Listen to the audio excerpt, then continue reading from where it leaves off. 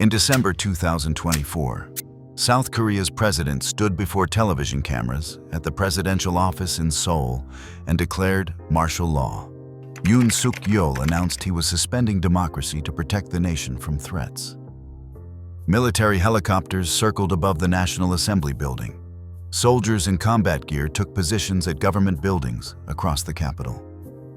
Within hours, members of parliament climbed over barricades, pushed past soldiers blocking the entrance, and voted 190-0 to overturn his decree. Democracy held. But the episode revealed something deeper. This is what happens when four families control 40% of a nation's economy, when those families own almost nothing on paper but control everything in practice. When the institutions that created an economic miracle corrupt the democracy that miracle enabled. This is the democracy trap. A bargain made 63 years ago between a military dictator and a handful of families created the miracle on the Han River. That same bargain now threatens to destroy it. In 1961, South Korea was one of the world's poorest countries. Income per person was $82 per year. The Korean War had ended 8 years earlier, leaving 3 million dead and cities in ruins. Then General Park Chung-hee seized power in a military coup on May 16th. He looked at Japan's industrial groups, the Zaibatsu, and decided to create a Korean version. But Park made a crucial choice. He would not let markets choose winners. He would pick specific families himself. The families he chose became known as Chaebols, pronounced Chaebol, meaning wealth clan in Korean. Samsung, founded by Lee Byung-chul selling dried fish and noodles. Hyundai, started by Chung Ju-young, who stole money from his father's farm to start his company and later convinced the government to let him build ships despite never building one before. LG, created by Koo In-hoi. SK, begun by Chae Jong-hyun. These men were not Korea's richest business people. They were Park's chosen instruments. The bargain was simple. These families would receive loans from state-controlled banks at near zero interest rates. They would get licenses that blocked foreign companies from entering Korean markets. They would receive protection from bankruptcy no matter how badly their businesses performed. In exchange, they would build the industries Park demanded. This wasn't economic policy. This was creating a new upper class to serve the state. This bargain would make Korea rich beyond imagination. It would also make reform impossible. And for young Koreans, decades later, it would create what they call Hell Joseon, a society where birth determines destiny and four families control your future. Because once you give unlimited power to four families, you can never take it back. But before showing you how they built empires, you need to see the trick that lets them keep them. So if democracy arrived in 1987, why do the same four families still control everything 40 years later? The answer is a mathematical trick that turns 2% ownership into total control. And it's technically legal. Picture a pyramid. At the top sits the founding family, owning 30% of a central holding company. Below that, the holding company owns 40% of key firms, like Samsung Electronics. Connected to those firms are other companies that own stakes in each other, creating loops where Company A owns Company B, B owns Company C, and C owns A. The ownership circles back on itself like a snake eating its tail. Through this structure, the Lee family's $6 billion in direct ownership becomes $300 billion in control, a 50 times multiplier. The trick works because of how corporate voting rights function. If a family owns 30% of a holding company, they control 100% of its decisions.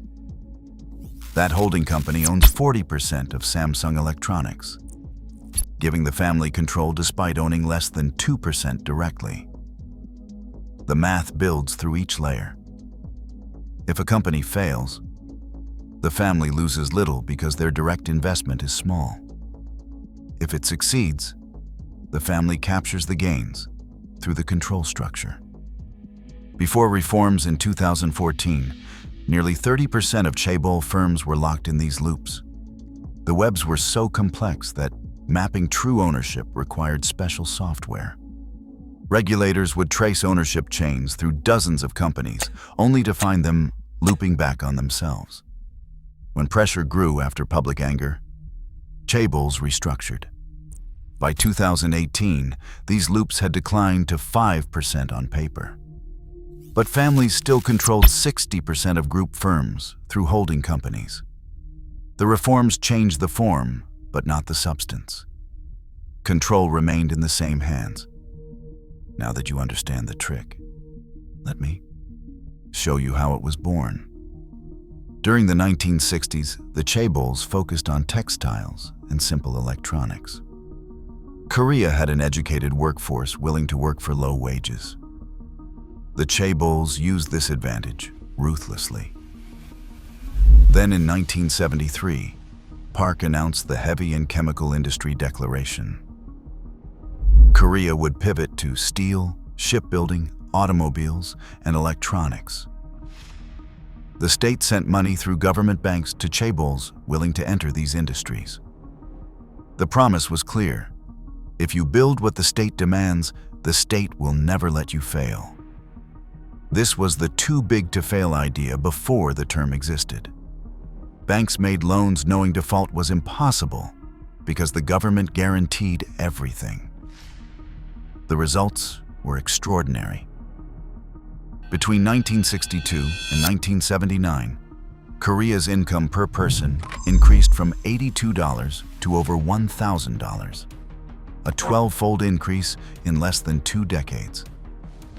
Samsung transformed from selling dried fish into an electronics giant. Hyundai evolved from construction into automobiles and shipbuilding. The miracle on the Han River became real. Korea went from poverty to industrialization in a single generation. The miracle was real. But miracles always have a price. Park Chung-hee was assassinated in 1979 by his own intelligence chief during a dinner meeting at a safe house. They had been arguing over how to handle pro-democracy protests sweeping the country. The irony was perfect. The dictator who created the miracle was killed by his own security people. The bargain that created prosperity also created the corruption and violence that consumed its creator. In 1987, something unexpected happened. The middle class that Chaebol growth had created demanded democracy. Hundreds of thousands of Koreans filled the streets of Seoul, protesting military rule. They were university students, office workers, and professionals whose jobs existed because of industrialization. The economic miracle had worked so well that it enabled its own political change. Park Chung-hee's successor, Chun Do-hwan, another military general who had seized power, tried to maintain control. But prosperity had changed Korea. The 1987 protests forced democratic elections. The Chaebols had created the economic conditions that made democracy possible. Yet the families who controlled these empires remained in power. Democracy arrived, but economic control did not change hands. This created a new problem. In military Korea, Chaebols served the state. In democratic Korea, they would learn to capture it. This ownership structure creates a crisis every generation. South Korea imposes one of the world's highest inheritance taxes, up to 80% on large estates. When a Chaebol founder dies, the family faces a choice: pay billions in taxes and lose control of the empire, or find a way to transfer power without triggering the tax. When Lee Kun-hee died in 2020, his heirs faced a $10 billion tax bill. The solution was a stock-for-stock merger between companies within the Samsung Group. Picture two companies merging. Before the merger, Lee Jae-yong, the heir and grandson of Samsung's founder, controlled Chaebols Industries, a small fashion and chemicals firm.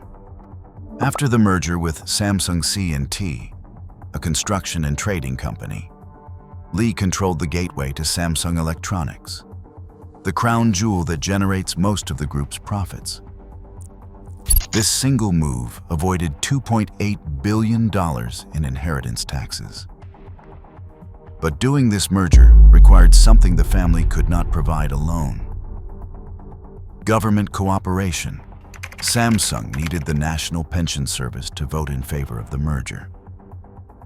The pension fund was Samsung C&T's largest shareholder, managing the retirement savings of millions of Korean workers.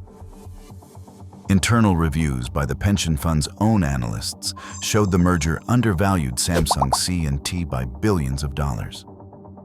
Approving it would harm the retirement savings of millions of Korean workers who had contributed to the fund their entire careers. Yet the pension fund voted yes. The vote happened despite internal opposition from analysts who understood the numbers. Why? Prosecutors later revealed that Samsung had paid $36 million in bribes to organizations controlled by Choi Soon-sil, the close friend of President Park Geun-hye. Choi was the daughter of a cult leader who had influenced Park since her father's assassination in 1979. The relationship between Park and Choi was bizarre. Choi had no official government position but had enormous influence over presidential decisions. Samsung's bribes bought presidential pressure on the pension fund. The merger went through. Lee Jae-yong took control. The family avoided $2.8 billion in taxes, and the corruption of democratic institutions became clear and documented in court. In 2017, Lee Jae-yong was convicted of bribery, embezzlement, and lying under oath. He was sentenced to 5 years in prison. Young Koreans celebrated in the streets when the verdict was announced. It seemed like accountability had arrived in Korean democracy. He served less than 1 year before early release. In 2022, President Yoon Suk-yeol granted him a full pardon, erasing the conviction entirely. The reason was always the same: Samsung is too important to the Korean economy. The company accounts for a massive share of Korea's exports. Samsung's semiconductor exports alone have hit record levels, with monthly figures reaching $13.6 billion. Prosecuting its leader threatens national prosperity and could trigger economic crisis. This reasoning reveals the trap. Economic concentration makes accountability impossible. When one family's company represents such a large portion of your economy, the rule of law bends to economic necessity. Lee Jae-yong's case was not unique. It was the pattern repeated across every Chaebol family. Every South Korean president since democracy in 1987 has been caught up in Chaebol-related corruption. The cycle repeats with mechanical precision. Presidential candidates require campaign funds to compete in expensive elections.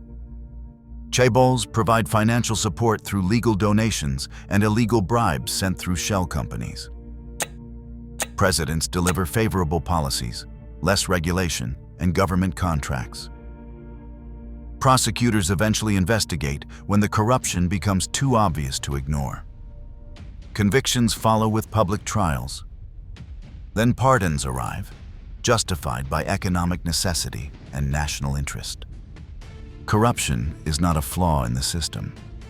It is the system working as designed. In 2016, the pattern reached its breaking point. Prosecutors revealed that President Park Geun-hye, daughter of the dictator who created the Chaebols, had pressured the top Chaebols to donate $70 million to foundations controlled by Choi Soon-sil. These foundations had no real purpose beyond enriching Choi and funding her daughter's horse riding training in Germany. The president was using her office to extort the country's largest companies on behalf of a cult leader's daughter. When the details became public through investigative journalism, 1.5 million citizens filled the streets of Seoul, demanding Park's removal. It was the largest protest movement in Korean history. Protests continued for months through the winter, with crowds gathering every Saturday, carrying candles and banners. Parliament voted to impeach her. The Constitutional Court removed her from office. Park Geun-hye went to prison. Choi Soon-sil went to prison. Lee Jae-yong went to prison. It looked like the system had broken. Democracy had delivered accountability. But within 5 years, Lee received a pardon. Park received a pardon. The Chaebols remained in family control. The cycle continued as if the impeachment had never happened. The protests changed the president, but not the structure. These scandals shocked the public. But for young Koreans, the Chaebols represent something deeper, a system that determines your entire life. Picture 10 people at a dinner table. The person at one end makes 20 times what the person at the other end makes. That's Korea today. The top 10% of households now earn 20.5 times more than the bottom 10%. Young Koreans call this Hell Joseon. Joseon was the last Korean kingdom, a feudal society where birth determined destiny. Young Koreans use this term to describe their own country today. But the inequality is not just about money. It is about life possibilities. Chaebol employees enjoy lifetime employment, premium salaries, and social respect.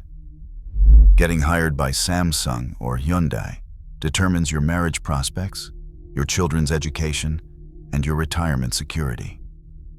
Workers at supplier companies and small businesses face uncertainty, low wages, and blocked mobility. The Chaebols generate 80%.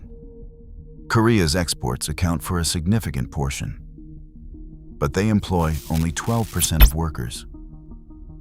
They concentrate wealth while spreading employment to low-wage suppliers.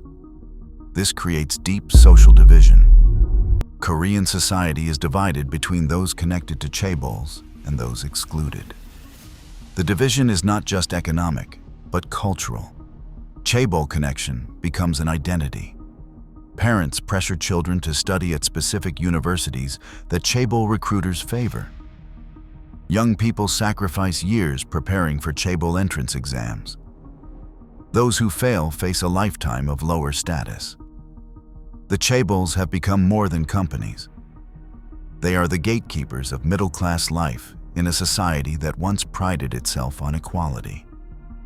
Today, 4 families control 40.8% of South Korea's economy: Samsung, Hyundai, SK, and LG. These 4 groups generated revenues equal to 40.8% of Korean GDP in 2023. When Samsung's semiconductor division has a bad quarter, Korea's trade balance shifts into deficit. When Hyundai's car sales decline, unemployment rises in hundreds of supplier cities. The fate of 4 families determines the fate of 52 million people. The concentration has increased, not decreased, over time. In 1997, the Asian financial crisis hit Korea hard. The country's foreign currency reserves collapsed within weeks. The government went to the International Monetary Fund for a bailout. The IMF demanded breaking up the Chaebol system. 16 of the top 30 Chaebols collapsed. Daewoo, once Korea's second-largest group, was dismantled entirely and sold in pieces. It looked like the crisis had broken the Chaebols' power forever. But the surviving Chaebols absorbed the assets of the failed ones. Samsung, Hyundai, SK, and LG emerged larger and more dominant than before. The crisis that was supposed to break concentration made it worse instead. So are Chaebols villains or heroes? The answer is both. And that's what makes reform impossible. Before you conclude the Chaebols are simply corrupt, consider what they've actually built. Samsung and SK Hynix control 45% of global memory chips. These are the chips that power every smartphone and data center in the world. Samsung alone invests $20 billion annually in research and development. This investment enables decade-long projects without pressure for immediate profits. Family control provides the ability to invest for the long term that public markets cannot match. This creates an impossible problem for Korean policymakers. Breaking up the chaebols might reduce inequality, but it could destroy advantages in industries where scale matters.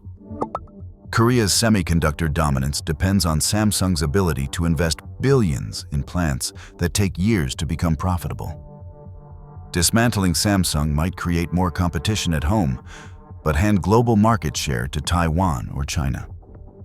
The chaebols are both the problem and the solution. They concentrate wealth while creating it. They corrupt politics while funding campaigns. They block competition while driving innovation.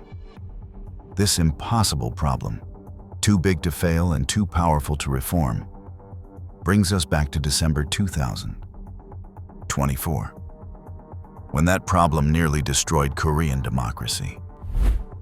Which brings us back to December 2024, and 6 hours that nearly ended Korean democracy. Now you understand why it almost worked. President Yoon Suk-yeol's martial law attempt lasted only hours before Parliament overturned it.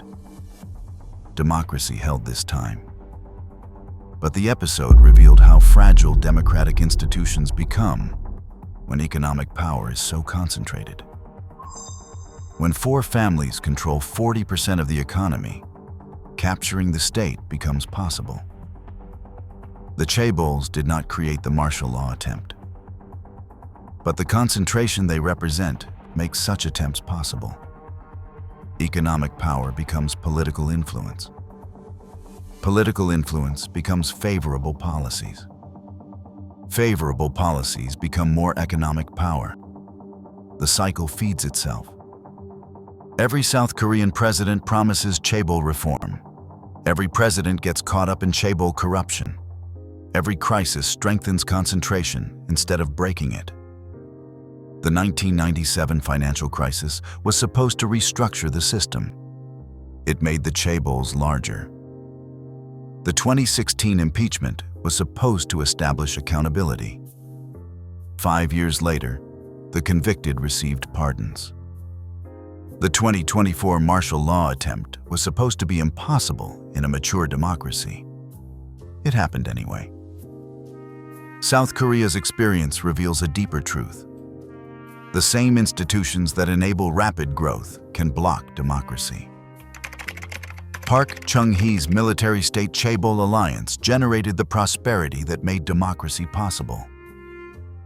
But the chaebols that alliance created now corrupt the democracy it enabled. Economic growth does not automatically produce political freedom. Sometimes it produces new forms of concentrated power dressed in democratic institutions. Korea's chaebols represent the unresolved tensions of rapid development. They are the builders of the miracle on the Han River and the obstacle to its next step. They created the prosperity that enabled democracy and the corruption that threatens it. Reform remains difficult because the chaebols are too important to fail and too powerful to control. The same families that turned 2% ownership into total control. The same families that avoided billions in inheritance taxes through engineered mergers. The same families that survived the 1997 crisis by becoming larger. The same families that received pardons after convictions. They remain in control not despite democracy, but through it. This is the democracy trap. Economic miracles create concentrated power. Concentrated power corrupts democratic institutions.